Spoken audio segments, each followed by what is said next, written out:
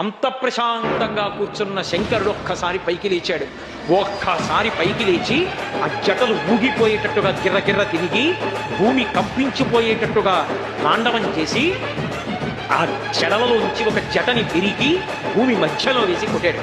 ఆయన అంత కోపంతో కొట్టేటప్పటికే అందులోంచి ఒక ఉగ్రభూతం పైకి లేచింది.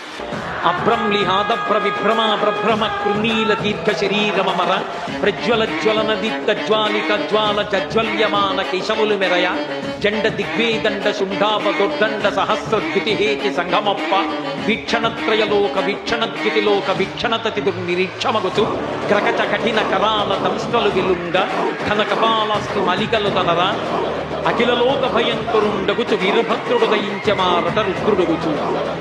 పెద్ద కపాలమాలతోటి భూమి ఆకాశములు ఏకమైపోయేటట్టుగా ఆకాశం కదులుతోందా అన్నంత పొడుగ్గా సహస్ర బాహువులతో అనేక ఆయుధాలు పట్టుకుని తలవింట్రుకలు నిలబడి దీపాలు వెలుగుతున్నాయా అన్నంత పెద్ద చుట్టుతో ఆ పాదములకు పెట్టుకున్నటువంటి మంజీరములు క్షణం క్షణధ్వనులు చేస్తుండగా శంకరుడికి ప్రదక్షిణం చేసి తండ్రి ఆజ్ఞ అన్నాడు.